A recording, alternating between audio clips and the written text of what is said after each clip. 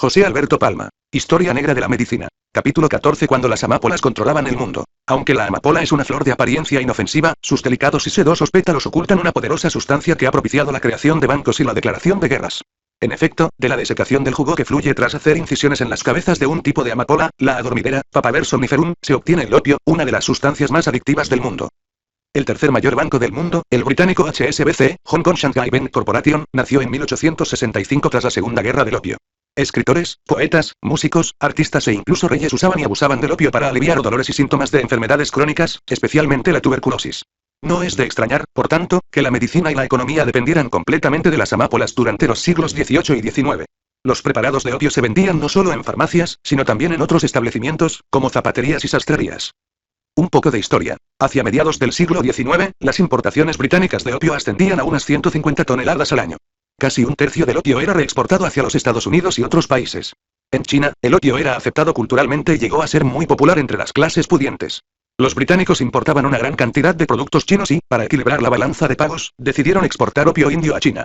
Debido a los efectos narcóticos de la droga y, sobre todo, porque el gobierno chino no obtenía ninguna ganancia económica, las autoridades del país asiático intentaron detener y legalizar este alarmante y desenfrenado comercio. Así, en la primavera de 1830 el emperador chino Dao Guan ordenó al comisario Lin Setsu que destruyera más de 20.000 cajas de opio en la ciudad china de Cantón. El propio Lin envió una carta a la reina Victoria exigiéndole que respetase los tratados de comercio internacional y detuviera la comercialización ilegal del opio. Tanto la reina como su gobierno ignoraron completamente esta carta. En respuesta, el emperador expulsó a todos los comerciantes británicos, lo que dio lugar a las dos guerras del opio, 1839-42 y 1856-60, donde los británicos, junto con los franceses en la segunda, utilizaron con éxito la fuerza para mantener el comercio de la droga. Al finalizar ambos conflictos bélicos, hacia 1861, el opio constituía el 70% del comercio marítimo entre India y China. Fue en ese momento cuando Thomas Sutherland, un avispado comerciante marítimo, se dio cuenta de los increíbles beneficios que podría generar un banco que gestionara las ganancias de la compra-venta del opio. Para ello Sutherland se asoció con otros individuos, incluyendo Thomas Dent, que había sido arrestado por el gobierno chino en 1842 por infringir la prohibición de comerciar con opio, para poner en marcha el HSBC, instrumento imprescindible para que los británicos se enriquecieran con el narcótico. ¿Pero por qué el comercio con opio generaba tantos beneficios económicos? En primer lugar, y como el lector podrá adivinar, por su alto poder adictivo. Ya en las civilizaciones de Babilonia y Egipto el opio se consumía o inhalaba en su forma natural para producir efectos analgésicos o para inducir el sueño. Los sumerios, siglo V a.C., se referían a la amapola como ugil, que significa la planta de la alegría. En el antiguo Egipto se utilizaba el zumo de las semillas de amapola para que los niños dejasen de llorar y durmieran. Mezclado con miel, se utilizaba como antidiarreico. También los íberos conocían la adormidera, tal y como muestra la escultura de la Dama de Elche, actualmente en el Museo Arqueológico Nacional de Madrid. El poeta griego Homero alude al opio en la Ilíada y en la Odisea. Aurelio Cornelio Celso, un erudito romano conocido por su obra de medicina, describió uno de los métodos para preparar el opio. Se colocan en un cazo un puñado de amapolas cuando están maduras para coger sus semillas. Se añade suficiente agua para cubrirlas y se calientan. Cuando todo está bien cocinado, se estrujan bien los restos de amapolas para obtener todos los jugos antes de retirarlas, y se mezcla el líquido resultante con la misma cantidad de vino. Se hierve hasta que reduzca. Después de enfriarse se hacen pastillas del tamaño de una alubia. También los médicos árabes utilizaron el opio, particularmente durante la cirugía, mediante el uso de esponjas somníferas. Para fabricarlas se sumergían unas esponjas en un ungüento compuesto por sustancias narcóticas y aromáticas, incluyendo zumo de semillas de amapola, cicuta, mora, yedra y alcohol. Las esponjas se secaban para, previamente a la cirugía, empaparse en agua caliente y aplicarse en la boca y nariz del paciente. Estas esponjas somníferas también contenían mandrágora, Mandragora officinarum, una planta de la familia de la belladona que contiene en su raíz los alcaloides hioscina y osciamina. La mandrágora se usó como un potente analgésico y somnífero, y se administraba también como purgante, emético, inductor del vómito, y ungüento para úlceras. Se pensaba que esta planta daba un grito cuando era arrancada de la tierra. Muchos textos medievales proporcionaban consejos acerca de cómo desenterrar adecuadamente la mandrágora para evitar la locura que acaecía después de escuchar su grito. Los poderes mágicos de la mandrágora permanecen en la literatura de nuestros días. Por ejemplo, en Harry Potter y la Cámara Secreta, 1998, el mencionado héroe y sus amigos reciben una clase acerca de cómo replantar mandrágoras en un invernadero. Para protegerse del grito de las plantas mágicas, todos los alumnos llevaban orejeras. Pero dejemos los aprendices de brujo y volvamos al opio. En España, quizá por provenir de Oriente, la Inquisición proscribió el opio como planta diabólica, por lo que en nuestro país no fue utilizada hasta el siglo XIX con fines terapéuticos.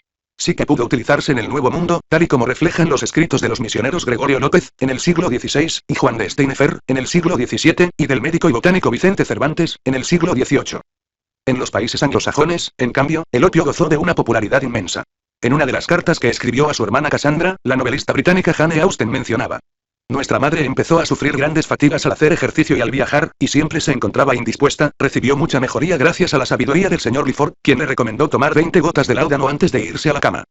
El láudano era un popular elixir utilizado contra casi cualquier mal hasta hace pocas décadas, también en España. Su composición es sencilla: opio disuelto en vino. La palabra láudano fue introducida en el siglo XVI por Paracelso, quien se atribuía el mérito de haber inventado este remedio, al que consideraba laude dignum, digno de alabanza. También el médico británico Thomas Sydenham creó su propia versión de la pócima, compuesta de una pinta de vino de Jerez, 2 onzas de opio de buena calidad de Egipto o de Turquía, 1 onza de azafrán, una rama de canela y un clavo en polvo. Mezclar y hervir a fuego lento durante 2 o 3 días, hasta que el líquido tenga una consistencia ligeramente viscosa pero fluida, sencilla y agradable de administrar. Todavía hoy es posible obtener este láudano de Sydenham en algunas farmacias de España. Las habilidades maravillosas de esta pócima para calmar el dolor o elevar el espíritu eran bien conocidas. El problema era que el opio no era solo una medicina maravillosa, sino también una droga muy adictiva. El periodista y escritor británico Thomas de Quincey reflejó magistralmente los problemas derivados del narcótico en su obra Confesiones de un inglés comedor de opio, publicada en 1821-3. El opio era entonces la sustancia de elección para aliviar el dolor y era posible adquirirlo en farmacias o incluso mercados a un precio muy asequible. De Quincey describe su viaje desde que era un joven estudiante en Oxford hasta que alguien le recomienda fortuitamente tomar opio para un dolor de muelas. Compró entonces un poco de láudano en una farmacia de Londres. Con frecuencia me preguntan cómo fue y a través de qué etapas me convertí en un consumidor de opio. Con toda sinceridad ya he dicho al lector que no fue por una búsqueda de placer, sino por la severidad de un dolor de dientes. Esto y nada más fue lo que me condujo al uso del opio.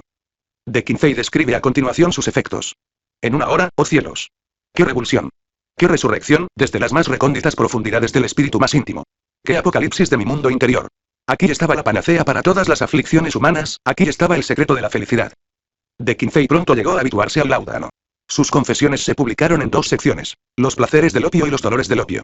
En la segunda parte de Quincey examina cómo, debido al constante dolor abdominal, se vio forzado a consumir la droga en mayores cantidades llegando a convertirse, finalmente, en una persona deprimida, improductiva que padecía visiones terroríficas.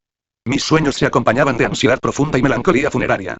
Me parecía descender por un desfiladero hacia un abismo sin sol, a unas profundidades más allá de las profundidades, desde donde me parecía imposible poder ascender. Hacia el final de su vida, De Quincey gastaba la mayoría de su sueldo en 1200 gotas de láudano semanales. El opio también hizo su aparición en las obras de autores tan populares como Charles Dickens, Oscar Wilde y Arthur Conan Doyle. Muchos poetas románticos, incluidos Percy Shelley, Lord Byron y John Keats, se permitieron, en alguna ocasión, experimentar los efectos del opio. El tráfico de opio llegó a su cenit hacia finales del siglo XIX y principios del XX, prácticamente desapareciendo justo antes de la Segunda Guerra Mundial. El cómic Tintín y el Loto Azul, 1934, describe las aventuras del reportero belga para acabar con una red de traficantes de opio en Shanghái. Hoy en día los médicos no prescribimos opio casi nunca, aunque su potente efecto antidiarreico puede ser útil en algunos pacientes. En el siglo XIX se desarrollaron sustancias parecidas al opio.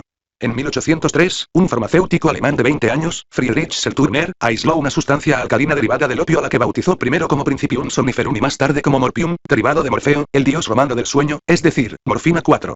Tras experimentar en él mismo, Seltürmer describió los efectos de la morfina, incluyendo euforía, depresión, náusea, estreñimiento y, lo más importante, su extraordinaria capacidad para mitigar el dolor.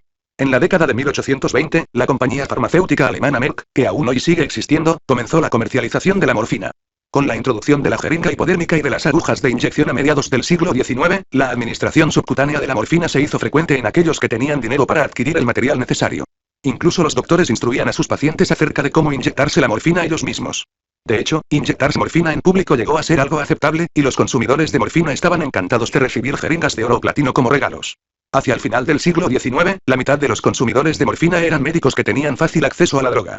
Gracias a su eficacia, la morfina y sus derivados siguen usándose ampliamente en la actualidad en pacientes con diversos tipos de dolor, lo que está generando graves problemas de salud, como discutiremos en el último capítulo.